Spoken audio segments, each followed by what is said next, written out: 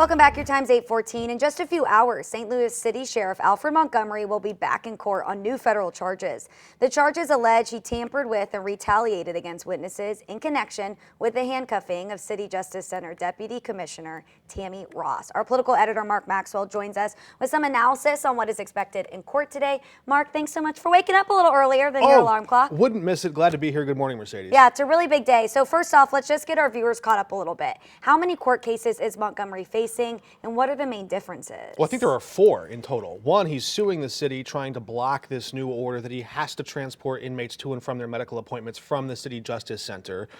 He's also sued by Tammy Ross in civil court, stemming from that incident back on Valentine's Day when he had her placed in handcuffs. Those 2 are the lesser cases. They're just they'll be figured out at some point.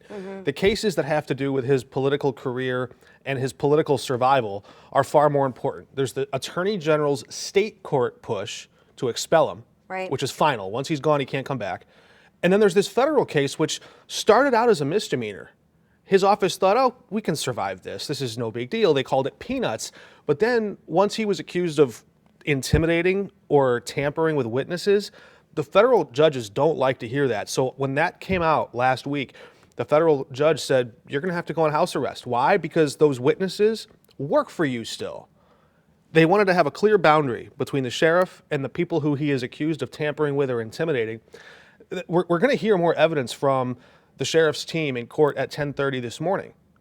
They're telling us, look, even if he did punish them, even if he did take some action against them, maybe he did it for a legitimate reason, and he didn't ever speak directly to those witnesses. So when he's heard on a recorded line, the feds have him this recorded phone call where he's saying things, swearing about these these deputies rather.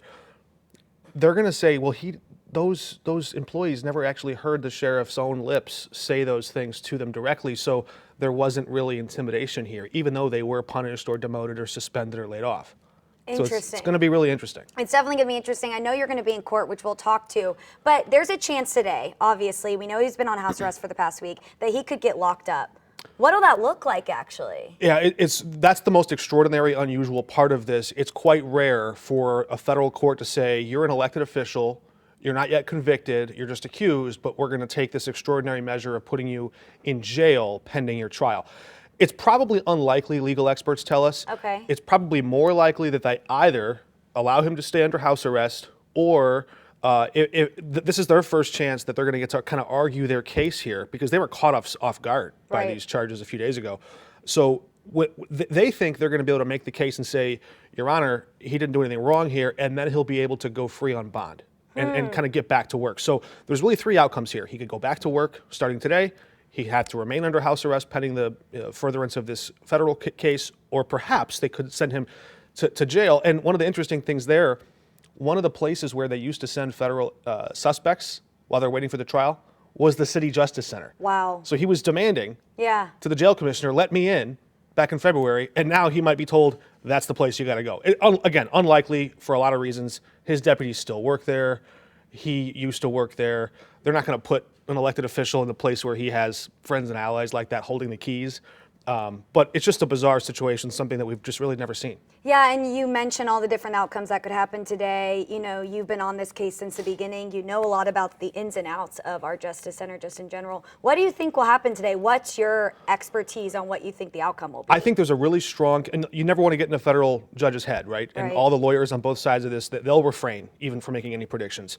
I do think the federal judges might look at this and say, well, if we don't know if there was any direct tampering, keep in mind, Alfred Montgomery, the sheriff, has a judge, a retired judge, as his lawyer. Right. And that judge, David Mason, he's quite compelling in the courtroom. Now, he wasn't a federal judge, he was a state judge, but he went in the state court last week and he told the judge on the other side of the bench, Your Honor, I'm putting my own reputation right here in the well of this courtroom that this man is innocent. He's getting very personal in his defense of Alfred Montgomery.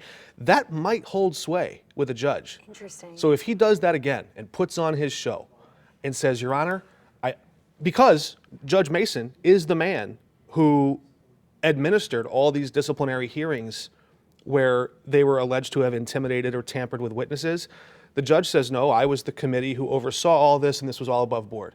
So he's kind of like the shield protecting Alfred Montgomery from these charges that he intimidated or retaliated against witnesses. Wow, well, it'll definitely be an interesting day. Of course, we'll be staying on top of it. Mark will be in the courtroom 10:30, right? 10:30, and who knows how long these things can go. We expect there's going to be some back and forth over new evidence brought forward, including their defense. So it could be, we might not even know how this goes until noon, maybe later. Wow, well, stick with us at noon and on 5+ streaming and also online. Follow Mark on X as well. You always update. Oh, sure, yeah, everybody. Online, all the socials, we're online. Perfect, thank you. I know it's a big day, so we appreciate it. We'll be right back.